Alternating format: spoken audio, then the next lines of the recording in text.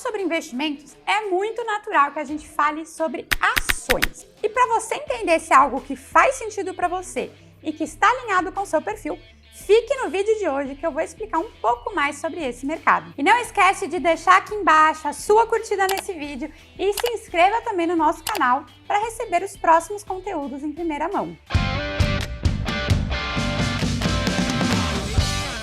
Investir em ações consiste basicamente em você comprar uma parcela de uma empresa, ou seja, você se torna sócio de uma empresa e passa a participar das altas, baixas, dos dividendos, lucros dessa empresa.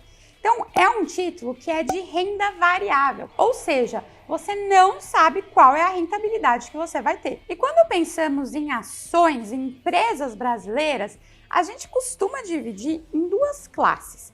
De um lado, a gente tem as blue chips e do outro lado, a gente tem as small caps. Então, as blue chips são aquelas empresas que já são mais maduras, já são mais resilientes, mais consistentes, empresas bem grandes e que, por isso, costumam já ter um pouco mais de recorrência no pagamento de dividendos. São empresas que têm um pouco menos de volatilidade, né? Costumam ter menos volatilidade por já serem essas empresas bem maduras. Então, elas costumam ser mais procuradas por investidores que ainda têm um pouco de receio, querem comprar ações, mas têm um pouco de medo. Eles acabam preferindo essas empresas que são um pouco mais resilientes e que normalmente pagam dividendos melhores. Então, alguns exemplos de blue chips, a gente tem Petrobras, Vale, Itaú, Banco do Brasil, enfim, empresas bem grandes e estruturadas. Já as small caps são empresas menores, empresas que ainda estão em crescimento e por isso elas não costumam pagar tantos dividendos, ter dividendos ali recorrentes, mas elas possuem um potencial de valorização de preço da ação maior do que as blue chips. Então, assim, da mesma forma que o potencial de retorno é maior, a possibilidade de prejuízo também é. Então, são empresas que são mais arriscadas. E por isso, quem procura esse tipo de empresa, normalmente são investidores mais arrojados, que querem ter um risco maior, mas também com uma possibilidade de retorno maior. Um exemplo de uma small caps é a Cielo. E para comprar e vender ações é muito fácil. É só você abrir o home broker do seu banco ou da sua corretora, digita ali o código do ativo que você quer comprar, a quantidade e o preço.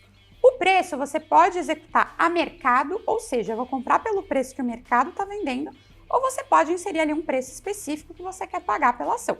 Mas claro, para você conseguir comprar por esse preço, tem que ter alguém vendendo por esse preço também. Mas afinal, vale a pena investir em ações? Vale a pena correr um risco buscando uma rentabilidade melhor? Claro, a gente não tem como saber quanto que vai render. A rentabilidade ela é variável. Mas vamos dar uma olhada no retorno histórico da Bolsa para a gente tentar entender um pouquinho mais como que funciona essa classe de ativo. A gente vai olhar para o Ibovespa, que é o índice que a gente tem como referência para a nossa Bolsa. Então, o Ibovespa ele é composto pelas maiores empresas, as mais negociadas, então ele serve ali como um benchmark para a gente entender como que está sendo a variação da Bolsa como um todo. A gente vai olhar algumas janelas diferentes de tempo para você entender melhor o funcionamento desses ativos. Olhando para os últimos 5 anos, a gente teve o Ibovespa rendendo 50%, CDI rendeu 34% e a inflação rendeu 30% no período. Nesse caso, a gente vê que a Bolsa superou o CDI e superou a inflação, ou seja, rendeu mais do que títulos de renda fixa no geral renderiam e ainda garantiu seu poder de compra. Por quê? Teve uma rentabilidade bem superior à inflação.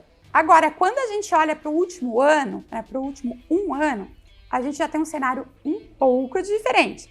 Ibovespa rendeu 8%, CDI 11% e IPCA 6%. Então, o Ibovespa ficou acima da inflação, beleza, protegeu meu poder de compra. Mas se eu tivesse investido num título como uma LFT, que rende 100% da taxa Selic, eu teria tido uma rentabilidade superior ao Ibovespa sem correr nenhum risco. Então, olhando para o último ano, não faria sentido eu ter investido na Bolsa. Mas, claro, a gente precisa entender o contexto. Se a gente olha para o último 1 ano, a gente teve um período muito complicado para a Bolsa. A gente estava voltando de uma pandemia, vários países entrando em recessão, passando por situações bem complicadas.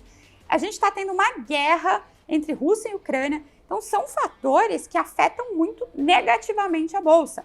E, por outro lado, a gente teve uma inflação muito alta no Brasil que fez com que o nosso CDI, que é a taxa de juros, fez com que ela subisse muito para conseguir conter a inflação. Então, a gente teve um cenário no último ano que realmente foi muito mais favorável para a renda fixa do que para a renda variável. Então, por isso, antes de investir em renda variável, é importante que você entenda os riscos e tenha calma e paciência. Pode ser que você entre bem nesse um ano que vai ser horrível? Pode ser que sim, mas se isso acontecer, não entre em desespero. Não fale, putz, isso não é para mim, vou resgatar, vou sair. Por quê? Você pode perder esse período de 5 anos que eu mostrei aqui. Então, muitas vezes você entra em um momento bom da bolsa, ela cai. Se você sai aqui, você sai no prejuízo.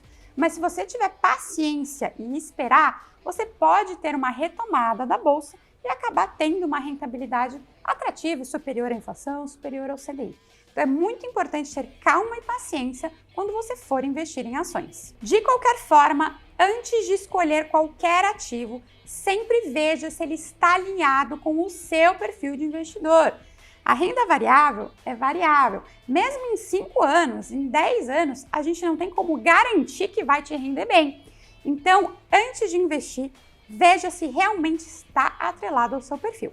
E para te ajudar com isso, eu vou deixar aqui na descrição do vídeo o nosso teste de perfil, que você pode fazer para entender melhor o seu perfil e com isso vai te ajudar também na hora de escolher os ativos da sua carteira, saber se eles realmente estão alinhados com aquilo que você procura.